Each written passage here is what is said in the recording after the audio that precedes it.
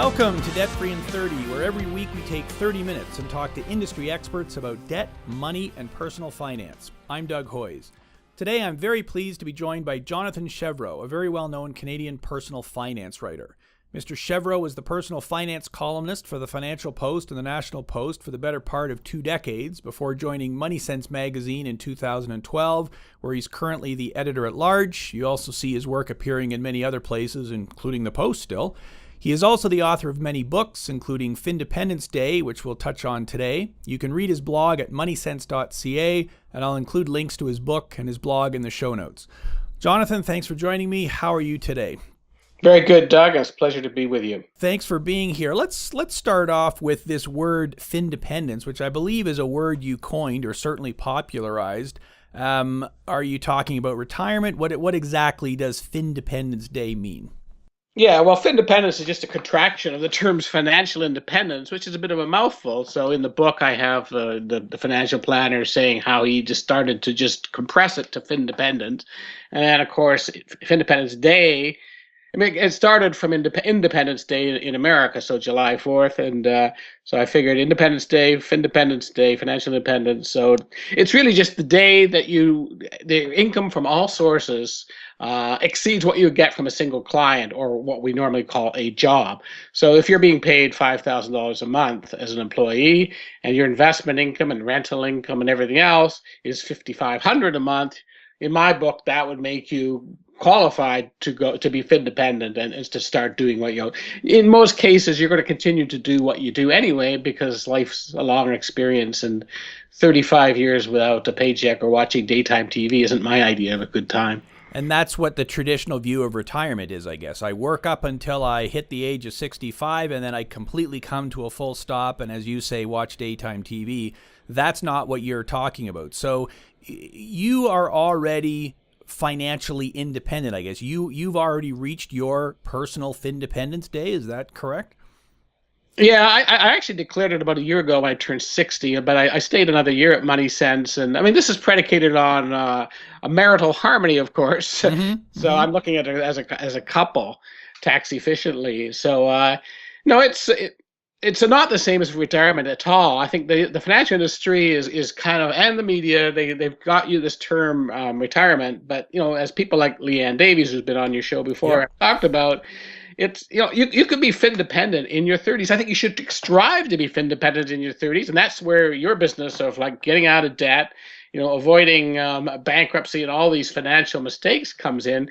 It's quite, there's a genre called early retirement, retirement extreme early retirement, where people save 50 to 70% of their money. Unrealistic, I realize, for most of us, and they try to retire within, quote unquote, retire within 5 years in their early 30s. I'm not that extreme. I'm in the save 15 to 20% of your money consistently over 25 to 30 years, and try to retire perhaps late 50s, the old Freedom 55, or your early 60s.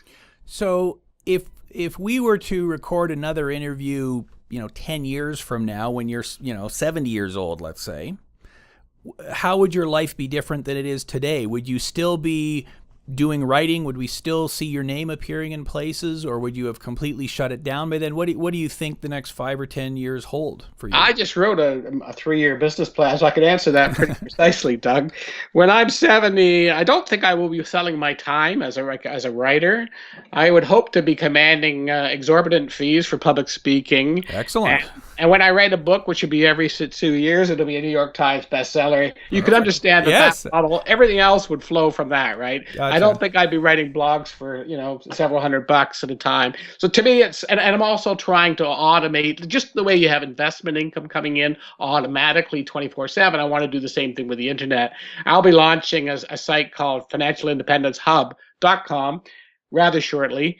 So it's not just what I've got right now, FindependenceDay.com, selling the book. So I'm really just living the life that I describe in the novel. Perfect. So, and when that site is live, you'll have to let me know, and I'll make sure I can put a link to that in the show notes on the site as well, because that'll be quite interesting. So, you mentioned the word debt, and obviously this is a show about debt. So, I assume that it's obvious that debt is a significant and perhaps the most significant barrier to your own personal financial independence. Is that correct? Yeah, I mean, to me, debt is just something to be dispensed with as soon as possible in the life cycle of. I mean, it starts with student debt, and there've been stories on that the last couple of days. The next thing, obviously, is high, non-deductible consumer debt, credit cards. I still find it outrageous that when you're receiving interest, you're lucky to get 1 or 2% on a GIC. Yet when you're owing it, as you know, what is it, 18, 20% out on the credit cards? Personally, I'd rather own the credit card companies. I own the stock of MasterCard and Visa. You'd have made out like a bandit on those guys if you'd done that. So to me, it's like, yes, just wipe out all debts, including the home mortgage debt. I say in the book repeatedly, the foundation of financial independence is a paid-for home. Interesting, even in the States where interest mortgage is deductible on homes, Wes Moss wrote a book that you can retire earlier than you think, and I quoted him in a couple blogs last week. And even he believes that you should be completely debt-free in retirement, including the home mortgage, even in the United States where you can have that benefit of deducting the interest. So I was pleased that he's an influential person down there, and he has the exact same thought that you have no business retiring if you've got credit card debt and you still owe a home. I mean, I personally want to have a paid-for home. I don't want to be captive to rent increases from landlords. And to me, that's security. So let's talk about the whole home ownership then. So your position is very easily understood that when you retire, ideally you want to have a paid-for home. So you're not making a mortgage payment, you're not paying rent. Obviously, you've still got your repairs and maintenance, but you live where you want to live, you own it. So, and for the last 100 years, that has been fantastic advice. House prices over the long term have always gone up. It's never been an issue. So let me advance the alternate viewpoint here, just to play devil's advocate, and that is to say, well, wait a minute. In Toronto now, the average home price is almost $1 million. And so someone who graduates from university with a lot of student loan debt, which tends to be typical these days, ends up spending the first few years of their working life dealing with that, cleaning up that student debt, and then they spend the next few years of their working life accumulating a down payment, because you've got to have some money to put into the game. And if you are going to be buying $1 million house, well, even if you're buying a $500,000 house, I mean, a 10% down payment is still $50,000. That's a big number. Is it realistic for younger people, even middle-aged people, to be aspiring to home ownership today? Or would they be better off, you know what, I'm going to rent a place, I know what the costs are going to be, and whatever extra money I've got goes into investments? Does home ownership still make sense even today? I think so. I mean, as I say, you're going to have a mortgage either way. You either pay your landlord's mortgage when you're renting, or you're going to pay your own mortgage. The problem with renting, in my view, and I understand that Toronto is expensive, although I wouldn't say $1 million is, I'd say it's closer to $500,000 for the average home, or maybe the median home. But regardless, a landlord is going to inflation keeps on happening. In my experience, because I rented a lot in my 20s, and I wished I'd bought earlier, and so did my wife. When she was single, and we wished we'd bought in the early 80s. As you know, Toronto's market topped out in the 80s when we finally did buy in. But the problem with renting is the landlord is going to keep on hiking your rent repeatedly over. He's never going to stop, and you have no control over that. To me, you get in the market. I don't think people should get in the market in the richest area. I don't believe you should be 40% to 50% of your income. I mean, just because a bank tells you can afford a certain amount of outlay, you don't have to get the best part of town and that fancy a house. Get a starter home, I say, and not in the richest area of town, and not more than 20-25% of your income perhaps, and then pay the sucker off in 3 to 5 years if you can with a double income. I don't see why you cannot do that. Then live the rest of your life rent free. Yes, there's going to be property taxes, I understand that, and there's going to be maintenance and all that, but you're not going to have this rent that you got to pay even until you're 95 years old that continually goes up. So buy something you can afford get the mortgage paid off, get the associated debt paid off with it, and regardless, that's gonna set you up for the rest of your life. And I guess once the first home is paid off, if you want to have the big fancy home, well, now you got lots of equity, then fine, blow your brains out at that point, I guess. But it's the starting point is a reasonably priced home, get the mortgage paid off as quickly as you can. That's the starting point from your point of view. Exactly, Doug. And think about it. It means that you got to live below your means. And frugality, in the book I call it guerrilla frugality, is not something you just adopt for 2 or 3 years and then I've got it made. No, guerrilla frugality, you still have, it's a lifelong habit. I'm still a frugal guy. I finally bought a new used car, just in the spring. It was like a Camry hybrid, good on gas. But even then, it was a demo model. I wasn't going to have that depreciation. But the point is to pay the house down and to have no debt at all. And so the point is that you forget the frugal habits required to pay down a mortgage quickly and living within your means.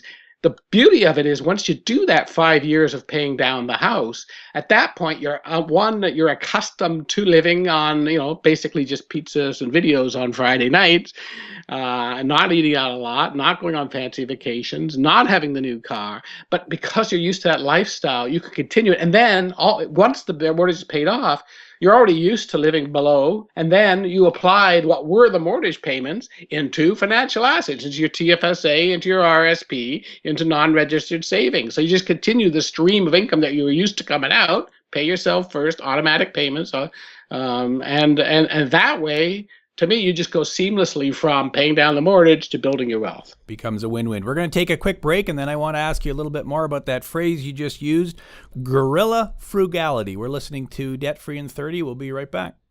You're listening to Debt Free in 30. Here's your host, Doug Hoyes. We're back on Debt Free in 30. My name is Doug Hoyes. I'm joined by Jonathan Chevreau, and we talked in the first segment about home ownership and how you can afford to pay for it. And Jonathan, you made the comment that you have to adopt this notion of guerrilla frugality. So, and that's something that features prominently in your book, Findependence Day. Give us the quick definition. What are you talking about there? Well, guerrilla frugality is a term I actually also coined that. At least I'll take credit for it in a column in the National Post, Financial Post, maybe 8 years ago. And it's really just super frugality. And as there's a section in the book that talks about how when you're consuming a consumer and you're in debt and you're assaulted by all these marketing messages everywhere, advertising, TV, billboards, you name it. So you have the world is basically using guerrilla marketing. And nowadays with the internet, they're doing all sorts of insidious ways that they get their message across. So what I'm arguing is to fight the guerrilla marketers, because you don't want to be spending every cent that God sends you. You have to counter guerrilla marketing with guerrilla frugality. And it's guerrilla as in, Che Guevara kind of guerrilla. Like you got to be like, we talk about being a frugality guerrilla and donning your your wardrobe, your fatigues, your combat fatigues, but you're a frugality expert. But all it really means is what we discussed: brown bagging it to work, not eating fancy restaurants, maybe taking vacations in off periods, or not going on vacation at all, having a staycation, keeping the old car going. When you do buy a new one, have it a couple years old, a demo model, good on gas. So I like a hybrid, like I said. I mean, it's every part of your life. That's the key. It's every part of your life. So it's not something I do for a year so that I can save up enough money to do whatever that thing is I want to do. It literally becomes the way you live your life from that point forward. So even today, then, you still adopt those same principles. Yes, I haven't modified my behavior at all, and because the only difference, as I say, about Findependence is once you're Findependent, you're now working not because you financially have to, but because you choose to. I mean, jobs like you and I have, Doug, even if we're self-employed, we're knowledge workers. We're very privileged. We're symbol manipulators. We deal with very interesting people. We talk about interesting concepts. We write, whatever it is. we're fortunate and privileged, so of course we want to continue doing that, and the social networking that goes along with it.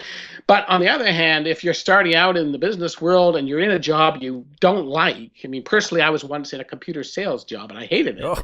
and I quit after 6 months. I know you'd find it hard to believe that I could sell anything, and I couldn't really. But but the point is, and I remember talking to a guy, and he was a sales guy. I remember coming in on a Monday morning once, and he had a young family and a big mortgage, and his wife didn't work, and he didn't know anybody he didn't know I'd come in, and he looked so depressed. He was like, his body language, I was like, the Monday morning blues was like personified.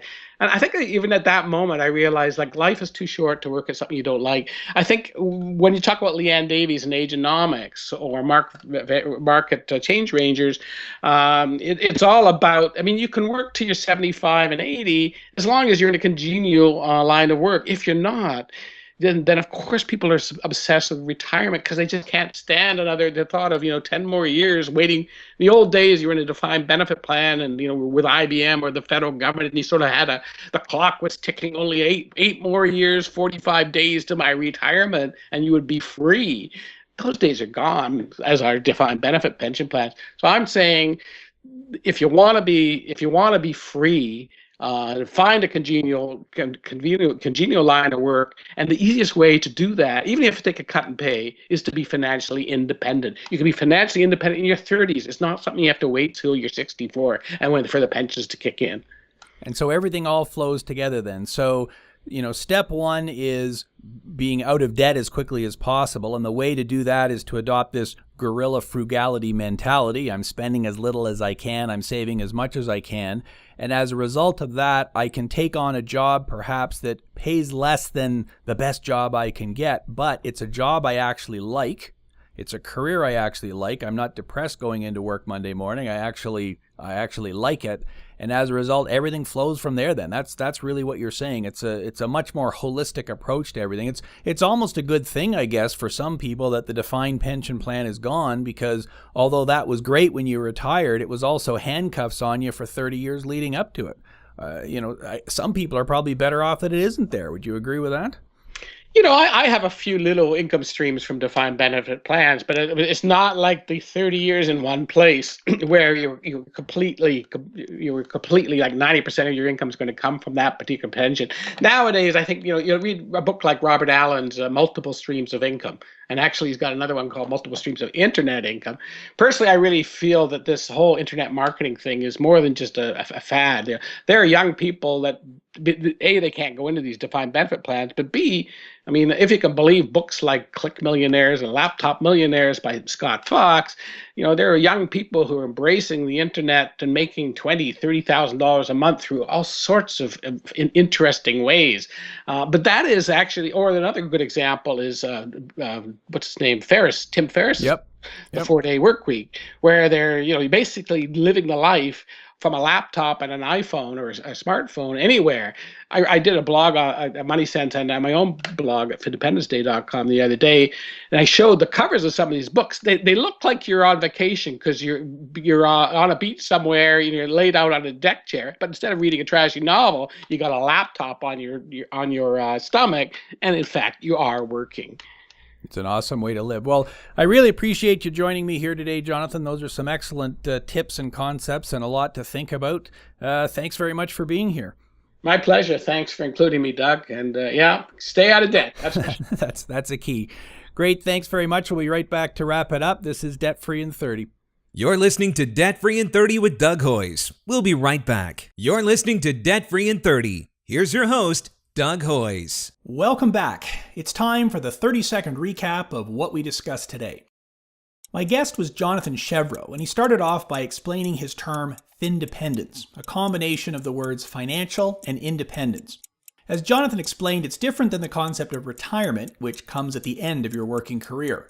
Findependence can happen anytime, and everyone's goal should be to be financially independent.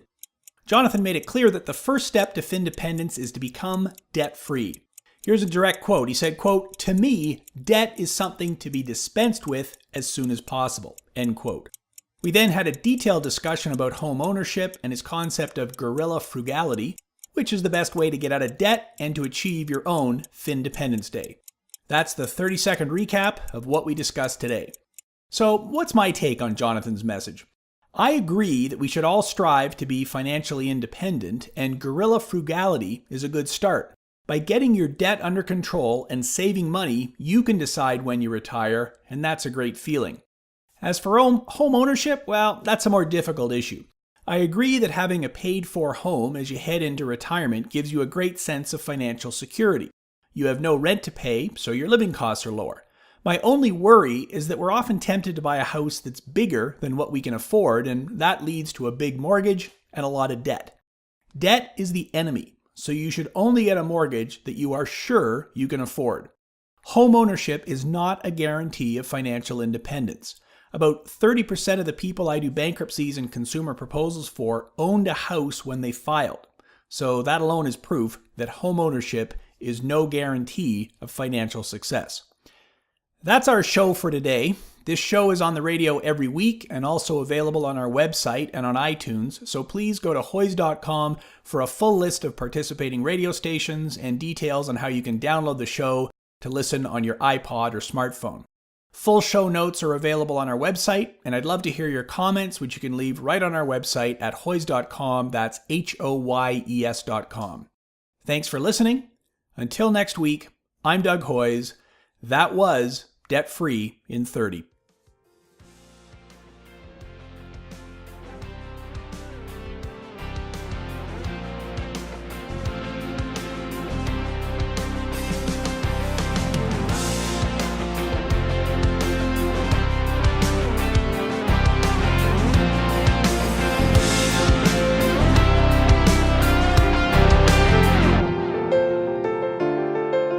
Thanks for listening. This was Debt Free in 30.